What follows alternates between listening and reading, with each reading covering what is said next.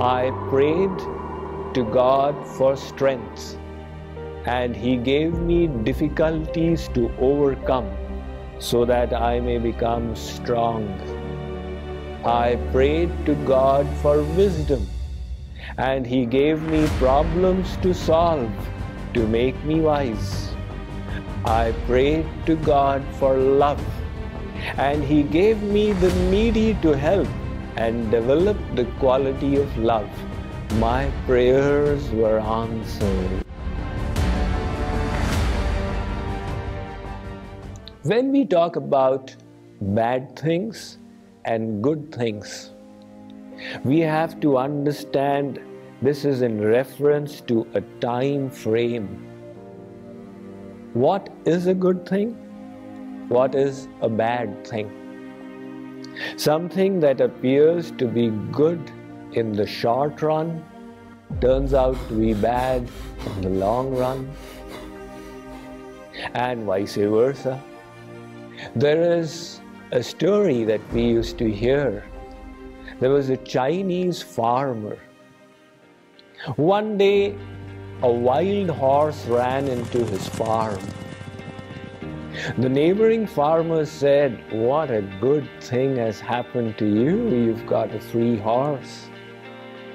He said, "Good thing, bad thing, this God alone knows."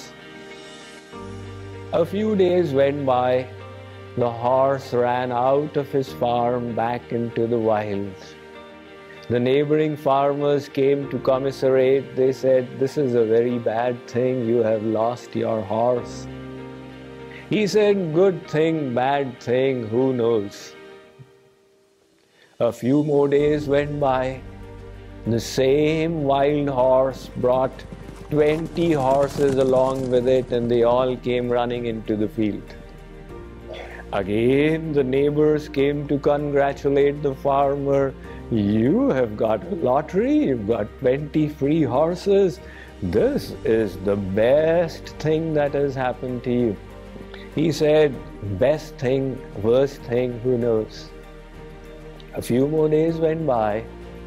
The farmer's son was riding one of the horses and fell off and fractured his leg.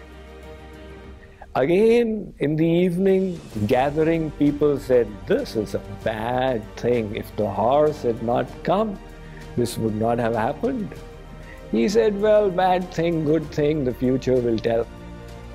Now that country went into war with another country, and the king sent his soldiers to recruit all the youngsters in the countryside. All the youngsters, the children of the neighboring farmers, got recruited and got sent to the war front. This neighbor's son was left behind because he had fractured his leg. So what was a good thing? What was a bad thing? When the horse ran away from the field, it appeared to be a bad thing. But then he came back with 20 horses. When the farmer's son fell off the horse, it appeared to be a bad thing. But with a little more time perspective, it turned out to be a good thing. Now the Vedas say that there are two kinds of things: Shreyascha, Preyascha. Tayo Shreya Adadhanasya Sadhu Bhavati Hriyate Arthat Yau Preyo Vrinite. The Kathopanishad states there is one thing called Shreya and the other called Preya. Preya is that which is pleasant in the beginning, in the present, but subsequently it leads to misery. And Shreya is that which is unpleasant in the present, but gives joy subsequently. For example, a student, the family members are sitting in the television room watching a movie. and the student has a dilemma. Should I study for my exams or should I watch the movie?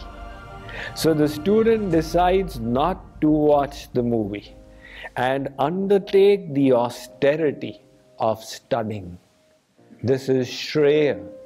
It is unpleasant in the present, but it gives joy in the end. There is a worldly saying in Sanskrit, Sukharthi tyajate vidya, vidyarthi tyajate sukham.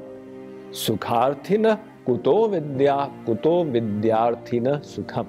That student who chases happiness rejects knowledge. That student who chases knowledge rejects happiness in the present. Where is knowledge for that student who wants immediate joy? And where is immediate joy for that student who seeks knowledge? So this is Shreya, accepting an austerity in the present for future bliss. And the reverse is prayer, embracing joy in the present without realizing its miserable consequences in future. For example, if there is a diabetes patient, to eat a sweet meat is joy in the present, but misery later on. So this is prayer. So when we talk about good things and bad things, what is the time frame that we are referring to? We people desire to shed our difficulties.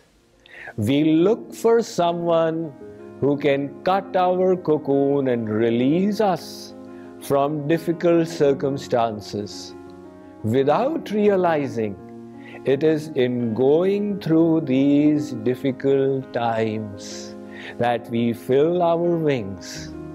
It is God's way of preparing us for the flight ahead.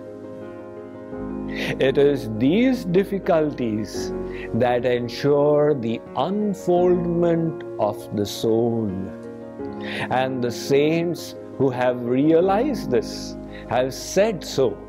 Swami Vivekananda, an Indian Swamiji who came to USA more than 100 years ago, he said, life is the continuous unfoldment of a being under circumstances tending to press it downwards.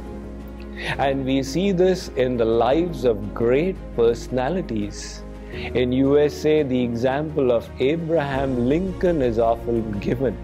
He grew up in very difficult circumstances, but it was those difficult circumstances that forged in him a great character that has inspired Americans for centuries after that. We also have the example of Thomas Alva Edison. I am told that he was terribly poor at one time, and he used to sell tea in the trains, and he was a little hard of hearing. So one day the ticket checker in the train got annoyed and whacked him on the ear. As a result, Edison became deaf for a couple of years. Later on, he was asked, "Do you have any regrets for that period of difficulty?" He said, "No. My external ears were closed, but my internal ears opened. And it was in those years that I progressed maximum." The progress being referred to is not progress in material prosperity, but the progress of the soul in its journey of evolution. And that progress often takes place much better in difficult circumstances.